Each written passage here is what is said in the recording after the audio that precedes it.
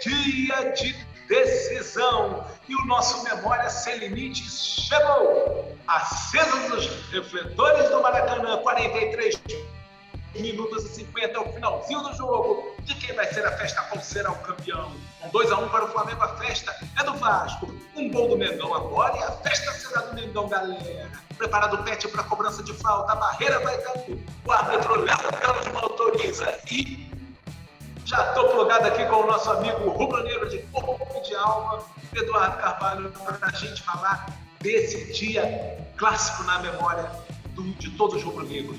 O dia do gol do Pet, o 3-1, a virada sensacional do Vasco favorito e o tricampeonato estadual conquistado em 2001. Edu, bom dia, boa tarde, boa noite.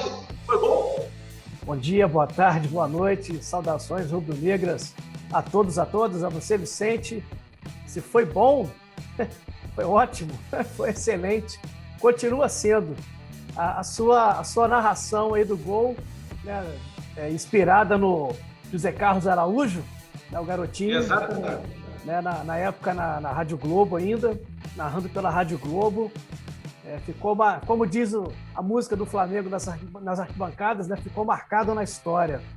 E realmente é um gol épico, fantástico, sensacional, maravilhoso, memorável. A gente poderia ficar aqui rasgando, tecendo elogios a esse gol, a esse título maravilhoso. Mais do que um gol, esse gol simboliza um título, um tricampeonato em cima do maior rival aqui no Rio de Janeiro, né? Então, assim, e o Vasco que vinha de conquistas grandes ali nos últimos anos, né? Apesar desse time de 2001 já não ser mais aquele time dos anos de 97, 98, 99, 2000, onde o Vasco conquistou uma sequência de títulos importantes, simbolizava o Flamengo deixando o Vasco cada vez mais na fila com relação a gente, né? Ampliando ainda mais o famoso vice de novo, né? Que a gente já falou aqui também, né? Ecoava pelos quatro cantos do Maracanã o grito de vice de novo, né? E esse gol veio marcar ainda mais essa era, digamos assim. Pet aos 43, lá na gaveta, lá no ângulo, quando a barreira andava, e ele faz esse Maracanã explodir. Foi talvez um dos dias mais impressionantes que eu vi o Maracanã em festa, né? Porque quando o Petkovic faz o gol aos 43 minutos do segundo tempo, o jogo estava 2-1 para o Vasco seria o campeão, quebraria a sequência de títulos estaduais do Flamengo em cima do Vasco. E esse, como você falou, esse tricampeonato ele marca a freguesia do Vasco e ele dá o carimbo definitivo que já dura aí quase 20 anos. Está fazendo 20 anos esse jogo hoje. E o Vasco não consegue ganhar a final do Flamengo. Final de campeonato, o Vasco não consegue ganhar do Flamengo. Perdeu a Copa do Brasil depois, perdeu outros estaduais e a fila.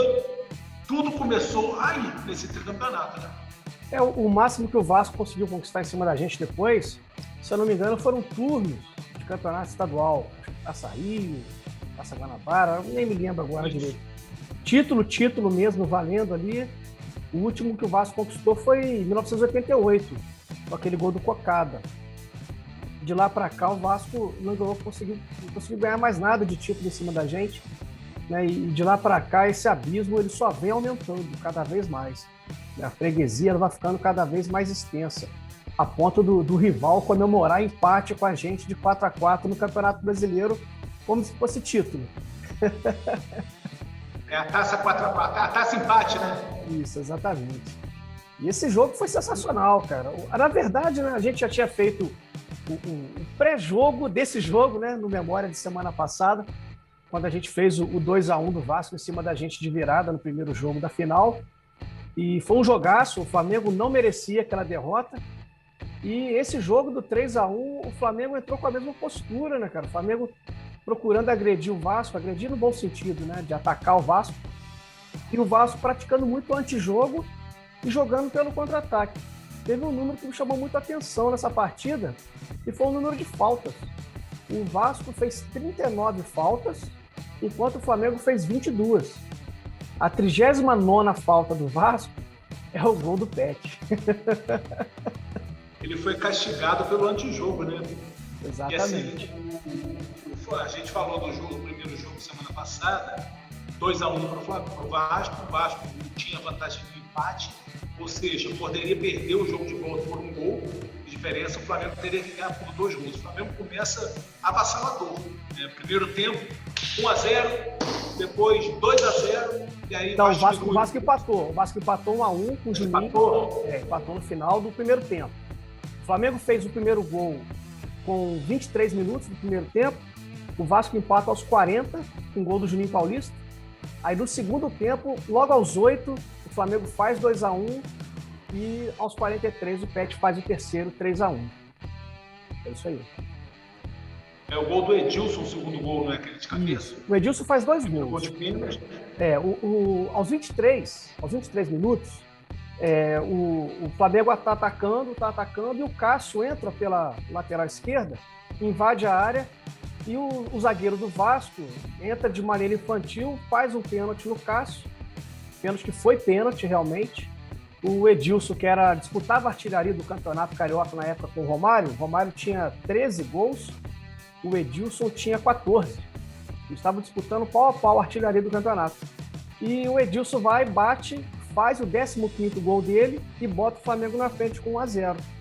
Aí o Vasco tenta ir para cima, dá alguns ataques, mas o Flamengo continua controlando o jogo.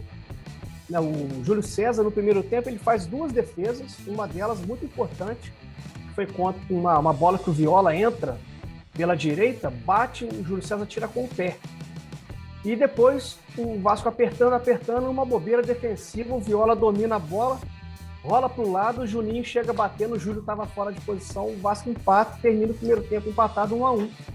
E um nome que é pouco falado nessa final pela galera, e que foi importantíssimo, lógico, o gol do Pet foi importantíssimo, fundamental, o Edilson marcando 2 gols, como você disse, foi fundamental, mas o Júlio César fez inúmeras defesas, cara. Eu contei por baixo ali umas 5 defesas que salvaram gols do Vasco. Salvaram mesmo, é como se o Júlio César tivesse feito gol. Entendeu? O Júlio César ele tinha barrado o Klemer. O Klemer era o goleiro na época e o Júlio tinha barrado o Klemer. Foi promovido a titularidade do Flamengo, até que ele joga ali, joga pra caramba e salva o Flamengo, ajuda, contribui muito para essa vitória. Inclusive tem até um Memórias do Esporte, uma coisa assim, Baú do Esporte, alguma coisa. Jogos para Sempre, lembrei. Jogos para Sempre, que era uma série que a Globo fazia, e que é com o Júlio César. Exatamente o Júlio. Eles não pegaram o Pet para falar desse jogo, eles pegaram o Júlio César. Porque justamente o Júlio é que foi um dos heróis, junto com o Pet, com o Edilson, foi um dos heróis dessa vitória. E no segundo tempo... Oi? Foi o primeiro ano do Júlio César como goleiro titular, né? A primeira temporada que ele foi goleiro titular foi do... Exatamente, isso aí. Aí no segundo tempo, aos 8 minutos, o Pet faz uma jogadaça pela esquerda e cruza na cabeça do Edilson, como se ele botasse com a mão, cara. O cruzamento dele é como se ele botasse a bola com a mão. O Edilson faz de cabeça, baixinho, marca o 16º gol dele no campeonato, o Flamengo abre 2-1, aí o Vasco vai para cima, né? O Vasco vai para cima, o Júlio faz várias outras defesas, e aos 43, uma falta que o Edilson sofre. Aí o Pet vai lá, bate e o resto é história. Exatamente. Esse jogo é incrível, porque ofensivamente falando, o Pet abriu o placar, o Edilson abriu o placar de pênalti e fez o primeiro gol. O segundo gol, ele é metade do Petkovic e metade do Edilson. Porque a jogada que o Petkovic faz na meia esquerda, ela é impressionante. Ele dá um drible, cara. Ele troca de perna, dá um drible, sai na frente, bota a bola, mas na medida. O Edilson tinha 1,50 m e pouco, sobe sozinho, cabeceia a bola no chão, né? Aí faz o segundo gol. E aí o terceiro gol do Pet de falta, uma falta também ali. O Edilson acabou arrumando, né? Foi o Edilson Beto. Um dos dois arrumou a falta, o árbitro até tentou dar a vantagem. A falta foi no Edilson. A falta foi no Edilson. Foi o Edilson, né? E o árbitro deixa correr, aí acho que a bola vai no Beto, o Beto perde a bola, ele para e volta e marca a falta. Até foi motivo de muita reclamação dos vascaínos na época. E aí o Petkovic bate a falta daquele jeito. E eu me lembro que no intervalo do jogo, 1-1, né? Assim, pô, tá difícil, o Flamengo precisa de 2 gols no segundo tempo. O time do Vasco era um timaço. era muito complicado. Aquele dia eu achei que seria muito complicado, mas nunca desisti. Eu me lembro de ficar no meu canto lá, eu estava em casa, eu ficava assim, 3-1 é 3 ao contrário, lembrando o Zagallo, 3-1 é 3 ao contrário, 3-1 é 3 ao contrário. E o Flamengo acabou ganhando o jogo de 3-1, reforçando essa crendice popular do Zagallo, esse fora do Zagallo. Mas... assim, várias cenas ficaram marcadas nesse jogo, né? Emblemático. Várias cenas ficaram marcadas nesse jogo. Quando o Petkovic faz o gol e a bola entra, ele bate a falta, né? A barreira do Vasco está armada, ele bate a falta. Os marcadores do Vasco que estão na barreira viram para olhar. Quando a bola passa pelo Elton, estufa a rede e cai, tem um zagueiro, se eu não me engano, é o Alexandre Torres, que ele parece que toma um tiro, cara. Parece que você vai dar um tiro na cabeça dele, assim, ele cai assim, no chão, se joga assim, ali. Depois daquele gol, daquilo tudo, a gente já teria certeza que o Vasco não conseguiria de jeito nenhum. Sensacional. Arrumar um gol ali. O Zagallo com a camisa 13, segurando a imagem de São Judas Tadeu. O Alessandro, que tinha saído, né, tinha sido substituído pelo Maurinho, ele no banco de reservas rezando. Né, o Adriano, novinho ainda, início de carreira, estava no banco de reservas, né, ali também torcendo na torcida e tal. Realmente foi assim, uma coisa mágica. A torcida do Flamengo, tem imagens da torcida do Flamengo, né, da galera fazendo aquele lance com as mãos, assim, gente fazendo o sinal da cruz o tempo todo. Aí a galera apela para tudo, né, cara? E quando ela estufa a rede, cara, é uma explosão, assim, literalmente uma explosão, né? Eu acho que o Pet, quando ele chega na linha lateral, né, ele deixa o corpo cair para trás, assim, tipo assim, no ápice, no auge da alegria, né, do êxtase completo. É maravilhoso, é sensacional. Hoje eu estava conversando com algumas pessoas e um deles era um tricolor. E ele perguntou para mim, ele falou assim, qual gol? O do Pet ou aquele do Gabigol na final da Libertadores? Eu falei, rapaz, olha, eu fico com o gol do Gabigol pela importância do título em si, a forma como foi aquele jogo, né, aqueles 2 gols no final e tal. Mas o gol do Pet, cara, ele, assim, a nível de emoção, foi muito próximo, cara. Foi muito próximo. Apesar, assim, era um título carioca, mas naquela época o Flamengo sofria muito, né? Não chegava em Libertadores, não disputava Libertadores, nem nada e tal. Então, assim, acho que ficou muito marcado nessa época esse gol, assim, realmente. Então, assim, aquela emoção do Pet, né, o auge da alegria ali, acho que ficou marcado na mente de todo rubro-negro que viveu esse momento, né? Porque, assim, o Campeonato Carioca, para a galera que às vezes não conhece, ou a galera mais nova, durante um tempo, os campeonatos regionais no Brasil, né, eles tinham um valor muito grande para os clubes, até muitas vezes maior do que o próprio Campeonato Brasileiro. A Libertadores, então, não tinha o peso que tem atualmente. Né? Esse peso da Libertadores, na verdade, ele começa a se modificar a partir da década de 90. Né? Então, assim, nessa época, a rivalidade ainda era muito grande, regional e tal.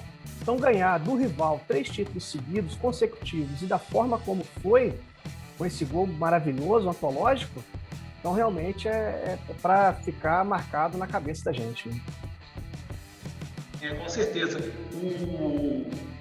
Você falou da rivalidade e a alegria do Petkovic, né, quando ele sai correndo, o jogador não vi ao vivo, eu vi no replay depois. E quando o Pet faz o gol, eu fiz a mesma coisa, eu saí gritando igual um maluco em casa, fui pro quintal de casa, fiquei gritando lá um tempo, depois eu joguei na grama e fiquei. Eu falei, porra, pera aí, o jogo não acabou não. Aí voltei correndo lá para ver o finalzinho do jogo. Fazer um gol. Eu tava pessoas que estavam no Maracanã e conhecidos e estavam assim quase indo embora. Tinha gente que já estava, acho que vai ser campeão, vamos embora logo que o pau vai comer. Aí quando já estava lá em cima, assim, para sair do anel antigo do Maracanã, falta. Mas peraí, vamos ver a falta. Bate, gol, e aí aquela explosão. Foi uma das maiores explosões de alegria, talvez a maior explosão de alegria que eu vi, não ao vivo, né, eu vi na televisão, mas num estádio de futebol. Eu estava de joelhos, eu assisti em casa sozinho e eu estava de joelhos na frente da TV. E uma tremedeira danada, cara, uma tremedeira, tremendo. Na hora que a bola passa pela barreira, que ela vai morrer no barbante, eu só me joguei no chão, cara, só deixei o corpo cair também. Fui meio Pet, entendeu? e socava o chão, dava soco no chão, gritava. Aí foi o êxtase completo, total, né, cara? Foi maravilhoso, sensacional. Muito bom mesmo. Inesquecível. Edu, então fala pra gente, se você tem a escalação aí, como estavam Flamengo e Vasco aquele dia em campo? Então, nesse dia, o mando de jogo era do Vasco. O primeiro jogo tinha sido o mando do Flamengo, naquela derrota de 2-1. E nesse 3-1, tem uns dados curiosos. Porque o Vasco, o Viola jogou as 2 partidas, sendo que ele foi expulso no primeiro jogo, só que foi expulso de maneira irregular. E como a gente já falou no outro jogo, o Eurico conseguiu o efeito suspensivo, ele jogou esse segundo jogo. O Romário não jogou porque estava contundido. O Gamarra, pelo lado do Flamengo, também não jogou porque saiu contundido no primeiro jogo, jogou o Fernando. Então tem esses destaques aí que deixaram mais apimentado o clássico. Desfalques de peso, né? Gamarra, Romário. Então o Vasco vem com Elton, que era um excelente goleiro, Clebson, Géder, Torres, filho do Carlos Alberto Torres, não, Alexandre Torres, e Jorginho Paulista, Fabiano Heller, Paulo Miranda, Pedrinho, Juninho Paulista, Euler e Viola no ataque. O técnico, o Papai Joel Santana. O Flamengo veio com Júlio César, Alessandro, depois entrou o Maurinho no segundo tempo, Fernando, no lugar do Gamarra, Juan, zagueiro, que aposentou há pouco tempo, e o Cássio, Leandro Ávila, Rocha, Beto, que era o capitão do time na época, depois entrou o Jorginho no lugar dele, Petkovic, o grande herói da partida, Reinaldo, que não jogou bem nesse jogo, inclusive, sumidaço na partida, depois entrou o sósia do Romário, o Roma, no lugar dele, e o Edilson, o técnico, o Zagallo, com um público de 60.038 pagantes no dia 27 de maio de 2001. Ou seja, exatos 20 anos atrás. Isso aí. Estamos ficando velho, né, Edu? Velho, rapaz. Exatamente. Eu ainda tinha cabelo nessa época.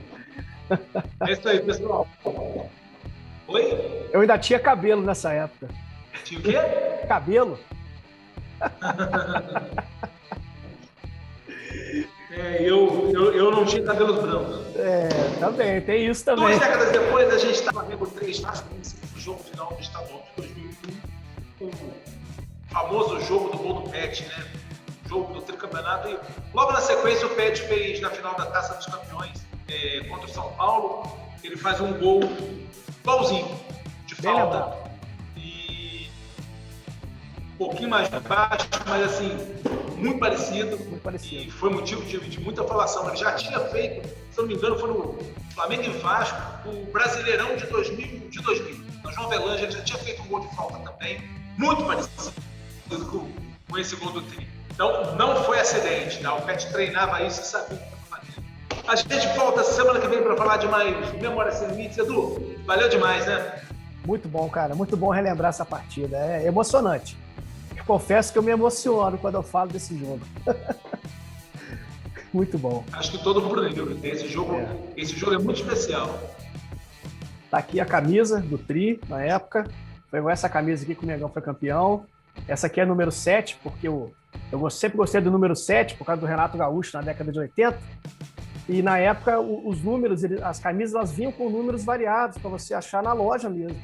Hoje em dia você manda colocar o número que você quer, né? Na época, não, a camisa já vinha com o número definido, você escolhia na loja qual número você queria. E eu sempre privilegiei o número 7 na época por causa do Renato Gaúcho, porque eu já tinha tido várias camisas número 10, por causa do Zico. Aí o Renato, na década de 80, foi um dos grandes ídolos ali do Flamengo, né, no fim da década de 80, então sempre gostei de usar a camisa 7. Eu sou nascido em 77, então eu tenho uma identificação com o número e é isso aí.